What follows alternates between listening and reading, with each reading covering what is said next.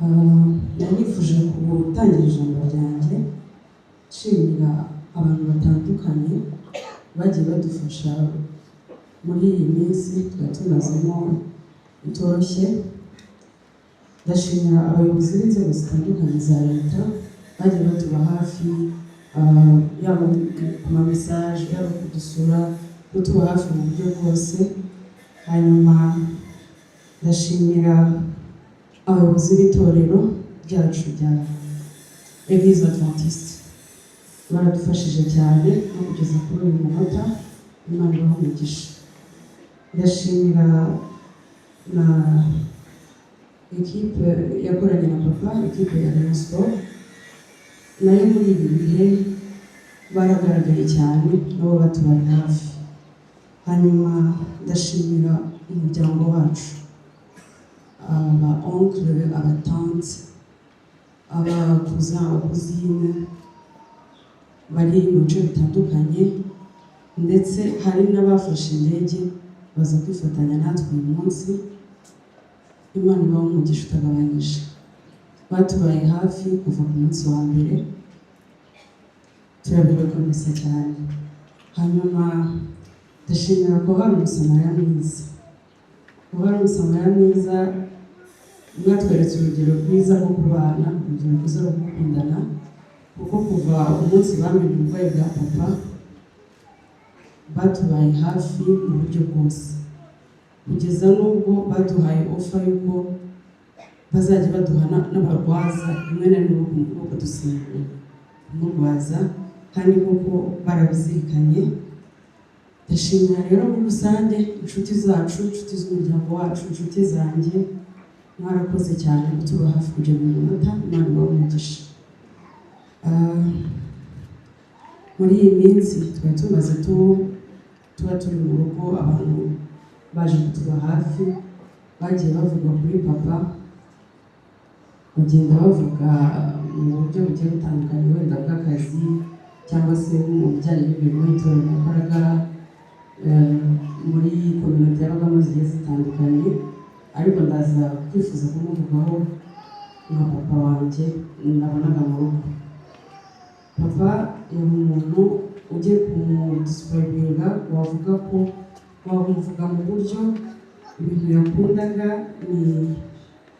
yakundaga cyane bya muzika, yakundaga Imana, akunda gusenga cyane, hanyuma agakunda umuryango we cyane, agakunda abantu muri rusange, hanyuma agakunda akazi k'ubuganga yakoraga, yagakundaga cyane ku buryo ndaza wenda kubigeraho basobanurira iminsi y'uburwayi, levo yagezeho afayitinga, agerageza gukomeza gukora kandi ari kugenda afebwe. Hanyuma ikindi kintu abantu bagiye bamuziho cyane navuga ni ugukunda siporo. Yari umusiporutifu, abamuzi cyane barabizi, ndetse n'abatuye ahari hafi yo mu rugo bose usanga bavugaga bati turamubona buri gihe muri siporo, turamubona ari muri marshe. So ibyo ni ibintu navuga wenda by'ingenzi bya mudisipurayinga. Papa rero yatubereye umubyeyi mwiza, ndetse njya mvuga ko yakoze inshingano ze akuba n'izindi nshuro nyinshi, yakoze ibyo yasabwaga anarenzaho. Papa na mama bakoze mariage muri 1990, hanyuma mama yitaba Imana muri 1998. Papa yari afite 39 ans, yari umugabo ukiri muto, yari umusore. Kuva icyo gihe muri 98 kugera munsi yitahiye yatureze wenyine, yatubaye hafi, yaduhaye urukundo. Nta nubwo yatureze twembi gusa, hari n'abandi bavandimwe twagiye tugira umugisha wo gukorana nabo mu rugo.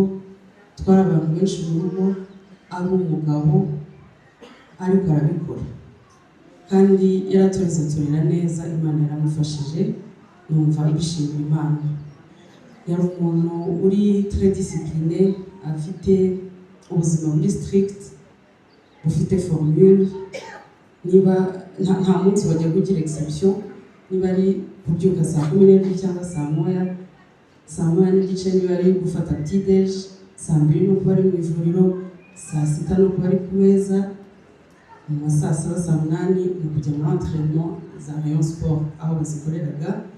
Hanyuma mu mugoroba akenshi abazi mu Nzove yakundaga kuvayo n'amaguru akaza akagera mu rugo. Ni ahantu harehare cyane ariko yarabikoraga buri gihe, antuka nka gatatu cyangwa kane mu cyumweru. Ugasanga abantu benshi baranabitangarira, bamwe bakanamucaho bakagira ngo ari kugenda n'amaguru gusa kandi yasize imodoka. Bati se muganga tuguhe lift? Ati oya, kuko ibaze kubona umuntu ari nka muri biriya bice bya Norvège uzi ko ataha hano hepfo hafi ya Cosmos, uhita utekereza ko wenda ari kure kandi ari kugenda n'amaguru, ariko yabaga ari muri siporo abenshi yitaga yibasobanurira. So yari umusportif rero ku buryo mu burwayi bwe abantu benshi bagiye badusura bumvaga batakira umuntu wakoraga siporo kuriya nawe kuba yagira bakaba faible, ariko niyo mibiri twambaye nta kundi. Yari afite slogan yakundaga kutubwira, harimo prière, discipline, travail. Ibyo bintu yagenderagaho kandi koko twarabibonye, ntabwo yabitubwiraga gusa ahubwo nawe yarabipratikaga. So tuzakumbura byinshi bye, tuzakumbura inama ze, tuzakumbura affection yaduhaga. Yari umubyeyi uri very protective, ubona haranira kuguma duproteja, n'ubwo twaranakuze ugasanga aracyashaka kugucutinga nk'aho uri umwana.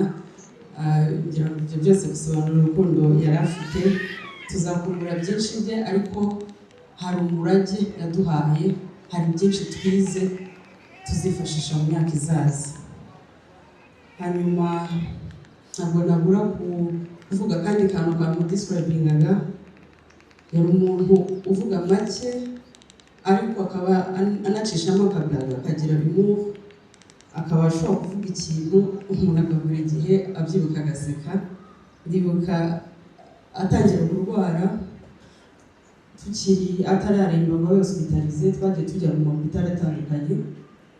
Une fois tuvuye Indera kuri umunabaro, turi mu nzira kandi ubwo arwaye yari faible, nabwo tubwira blague, numvishe nifashe kuba sharinga. Ubwo bajya bamenya iby'imipira kuko nibyo yabagamo cyane. Atubwira inkuru y'umuntu muri Coupe du Monde yo mu 2002, ngo hari umukecuru bahamagaye kuri radiyo ngo baramubaza bati se uri gukurikirana igikombe cy'isi ukuntu kiri kugenda? Ati yego. Ati si baramubaza bati si urebye ubona ari ikipe izagitwara? Uwo mukecuru barabwira ati gusa webwe ntibibona, ikipe ni Rayon Sport.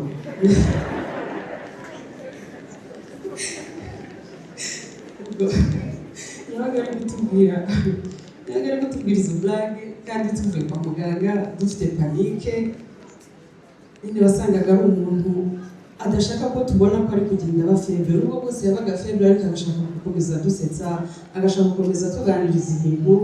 Ariko noneho akajya yarasigaye akunda kutubwira ibintu yumva bimeze nk'aho hari ikintu ari kwitegura, wenda ariko nabyita akunda kutuganiriza ibintu byinshi cyane birusha n'uko mbere yatuganirizaga. Nuko nyuma rero ni byinshi navuga kuri papa, ni byinshi, ariko yari umugabo w'intwari w'indashyikirwa, yatubereye umugisha ukomeye. Ngiye nkunda kuvuga ngo niwo mugisha ukomeye nagize mu buzima. Ndashima Imana yamuduhaye n'umubyeyi, yatumye tumenya urukundo, atuma twiga ubuzima, atwigisha ince zose z'ubuzima, atwigisha, aduha ubuzima bwiza, ariko anatwigisha ko iyo buhindutse ukomera. Yatweretse inzira zitandukanye z'ubuzima. Ndaza kugera ku gice cyo igihe yatangiye kurwara. Papa yatangiye kurwara ku itariki ya 1 z'ukwa munani. Icyo gihe ntabwo abantu benshi bahise babimenya. Yari umuntu wanga kuruhanya, yari umuntu wanga ko abantu bamenya ko yarwaye. Ugasanga niba tunagiye no kwa muganga hari gushaka ko abantu babibona. Ati ntabwo nkunda ko abantu bamenya ko narwaye, tibaza umuntu kureka akazi ke waje kunsura. Ati mba numva ibyo bintu ari ukuruhanya. Noneho ku itariki ya 1 z'ukwa munani mu masaha 10 za mu gitondo nibwo twamujyanye CHK, hanyuma aba hospitalisé pendant 2 jours, bahita badusezerera. Umunsi wa gatatu twari dufite urugendo n'abandi bafamiliye, njya kumva ngarambiye ati nanjye turajyana. Ndamubwira nti se waruhutse ko ubona ukinaniwe? Ati oya, ati ahubwo ni nanjye ubatwara.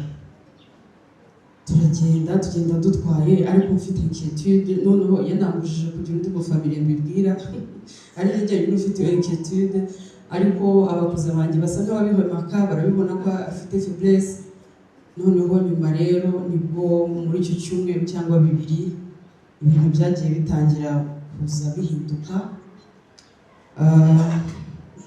Ku itariki 15 z'ukwa 9 hari mu gitondo kuwa mbere, arabyuka aza muri chambre yanjye irebana n'iye, nkanguka mbona ndi iruhande, mpita ndikanga, ariko ubwo hari habanje kuba ayandi masinye menshi y'uburwayi.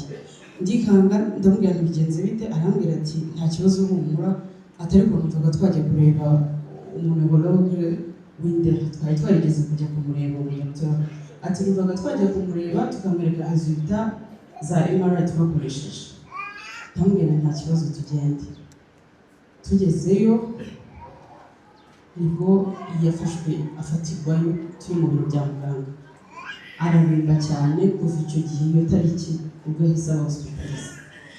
Après 1 semaine badutransfera à CHK. Ubwo kuva icyo gihe ngira ngo twatashyemo nk'icyumweru kimwe gusa cyangwa n'indi minsi 4, ikindi gihe cyose twari turi CHK. Ubwo hagati ndibuka uko gufatinga nari mvuze yagiraga mu kazi. Umunsi umwe twari tuvuye kuri rendez-vous y'umunebologue, ndi kumwe n'umukuzi wanjye witwa Bientôt yari yaduherekeje. Turinsista, turamubwira tuti se ko tuvuye kwa muganga, yari yatangiye kuba faible no kugenda ari biriho biramugora. Ndasista ndamubwira nti wambabariye tugataha ukaryama. Arambwira atoya, ati dufite match, ati ahubwo twihute njye kwishanja ngende kuri match. Turinsista tuva indera tugenda tugera hariya mu rugo, ndimo ndamubwira nti wambabariye. Arambwira atoya, tugomba kujyayo. Icyo gihe mu driver mugezayo, noneho ndamubwira nti match nirangira uratubwira tuze kugufata, kuko we imodoka ye yarayisize. Noneho arambwira ati ndareba, ati cyangwa nshobora no kumanukana n'undi muntu. Uwo munsi ndibuka neza Rayon Sport yari yakinnye na equipe yitwa Vipers. Noneho papa ava kuri match kubera ukuntu atararimo arakira ko ari kugenda aba faible, yanga kugenda mu modoka, amanuka n'amaguru. Bari bakinnye kuri Pele Stadium, noneho amanuka n'amaguru agira ngo yongera gukora kakamashe, yongere yumve ahantu imbaraga ziri kugarukira. Mbona aje mu rugo, ndamubaza nti se ntiyuzanye nande? Arambwira ngo aje n'amaguru. Biranyemerera cyane, bintera ubwoba, ndavuga nti se yagira ikibazo mu nzira. Arambwira atoya, ati nashaka kubigerageza, atariko ati sinzongera, ati ngo ntibyari bimugoye. Hanyuma uwo ni umunsi yagiye kuri match bwanyu. Umunsi yaje kuri eglise nabwo bwa nyuma, yaje ari samedi, dusigaye mu rugo njye na Titsura. Ubundi twari tumenyereye ko nyine aza kwita irangiye nk'ibisanzwe. Njya kubona mbona saa 5:05 aragarutse, aza ku cyumba. Ubundi imbere nta nubwo yajyaga gupfa kwinjira mu cyumba cyanjye, ariko icyo gihe yari asigaye ubona afite inquiétude, hari ibintu biri kugenda bihinduka. Araza ku cyumba arambwira ati ngeze igihe numva muri eglise ngiye kwikubita hasi, ati birananiye mise nsohoka. Icyo gihe ndibuka ko ari bwo bwa nyuma, ariko twahise noneho dutangira kugira ubwoba cyane, kuko yari umuntu ukunda eglise, yari umuntu utatekereza ko yanasiba yahunga umunota umwe muri eglise. Ndavuga nti buri bwahagurutse nuko byari bimeze nabi cyane. Icyo gihe tugira panike, ariko numva ndashaka kumva comforta, kuko ntekereza ko umuntu urwaye aba akeneye abantu bamuha icyizere kurusha uko nafokasinze kuri emotion ze kurusha uko fokasinga ku zanjye. Ndamuganiriza ndabwira humura, turagerageza turashakisha, ntidufate n'izindi rendez-vous, tugende duhamagara aba neurologue bose tuzi, aba neurochirurgien, ubwo turagerageza tujya Faisal, tujya CHK, tujya dusubira Indera. Hanyuma no muri iyo minsi nabwo ndi ku munsi wa nyuma yagerageje, yari umuntu azwiho kumenya gukura amenyo. Umunsi wa nyuma nabwo yakuye umurwayi biramunanira, afata kuko ikibazo cyari kiri parti yari kugira ikibazo ni parti y'iburyo, kandi akaboko niko yakoreshaga cyane. Hanyuma araza arambwira ati atuzi ko muri umurwayi bikananira. Ibyo byose tugenda tubona izo changement. Ikindi gihe gutwara imodoka nabyo bigera mu biranga, donc byagiye biza étape par étape, tubireba tugira ubwoba. Nabivuzeho nari umuntu mbere iyo bambwiraga ngo papa wenda umurwayi nari hafi, papa yarwaye grippe, narapanikaga kuko yari umuntu utarajya kurwara atome. Kugira ngo umenye ubundi ko yarwaye byari ibintu bike cyane, nubwo yabaga yasibye entraînement za Rayon Sport. Iyo bavuga ngo yasibye entraînement, leta ivuga ibyo byose yarembye, aho n'abandi bose nagomba guhita mboneka vuba tukabanza tukamenya ibyo ari byo, ariko byabagaho gake.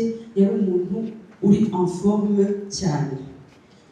Ubwo rero no kumbwira gusa ngo grippe bikantera ubwoba. Tekereza rero kubona izo process ziri kugenda ziza umunsi ku wundi, ntabwo byari byoroshye na gato, ariko nkajya nsenga Imana. Ndibuka hari isengesho, hari ijambo nari nsigaye mvuga buri munsi mu isengesho ngiye kujya CHK umurwaza. Narasenga nkavuga Imana unkomeze kugira ngo nkomeze papa, undinde ucika intege mu maso ye. Numvaga it was the only thing I could offer, kuko yarakeneye support emotionnelle, nta kindi twari gukora. Hanyuma ubwo twaje kujya CHK tumaraho igihe, biba ngombwa ko mukorera operation. Hanyuma ndibuka yajya muri operation, ndamubwira nti papa t'inquiète pas, ça va bien se passer. Aragenda aragaruka. Kuva yakorerwa operation bagiye babivugaho, ntabwo yigeze yongera kuvuga.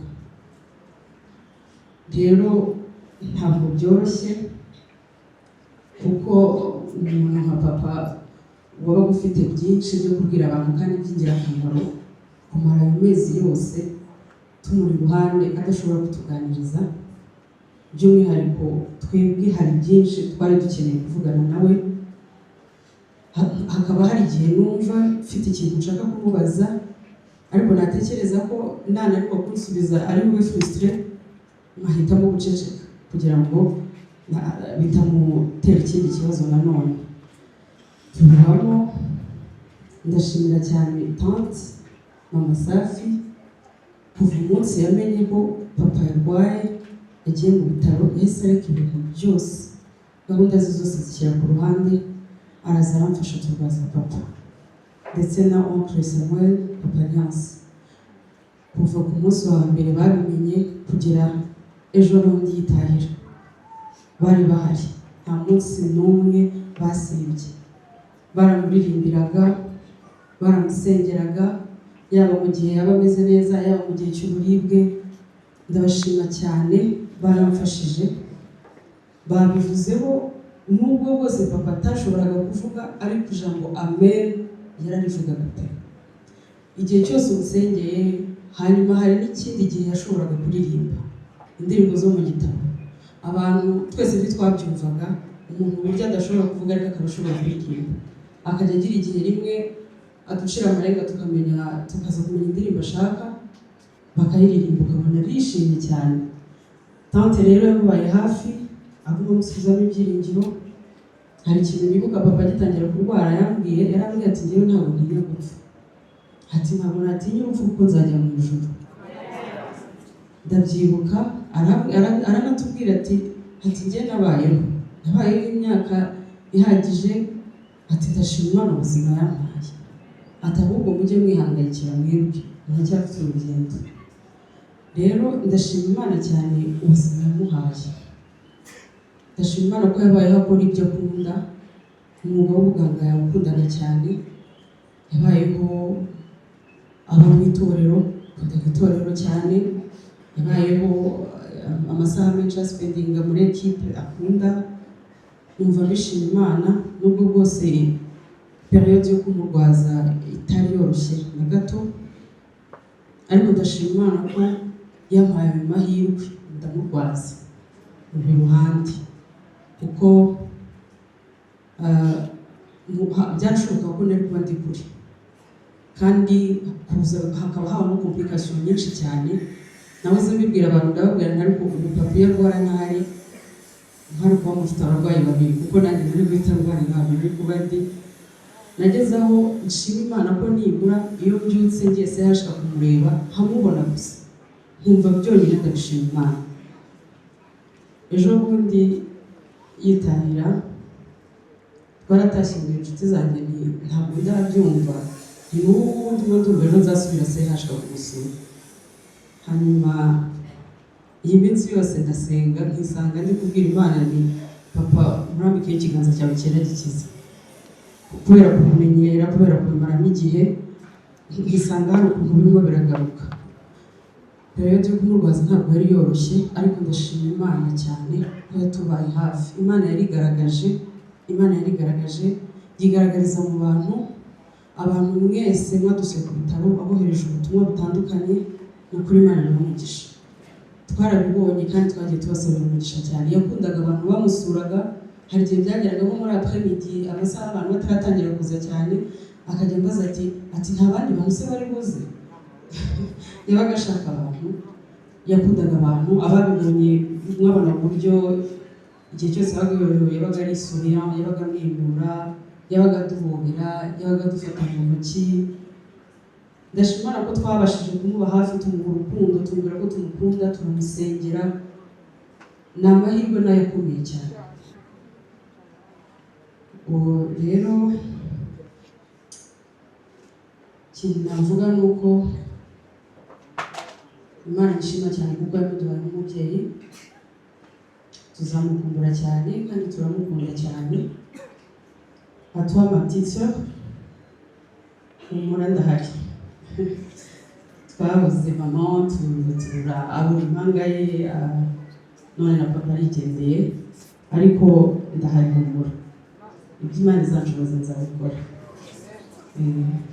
Hanyuma nizeye ko tuzababona, twizeye ko tuzababona ku gitondo cy'umuzuko.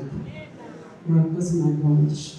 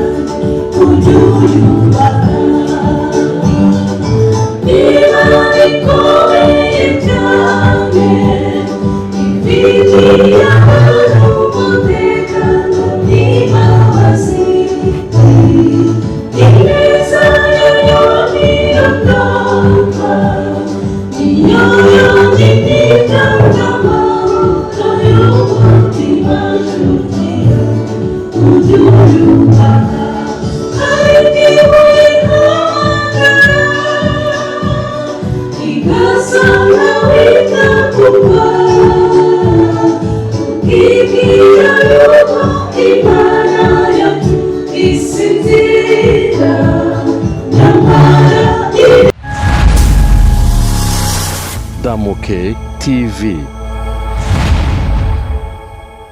Damoke TV.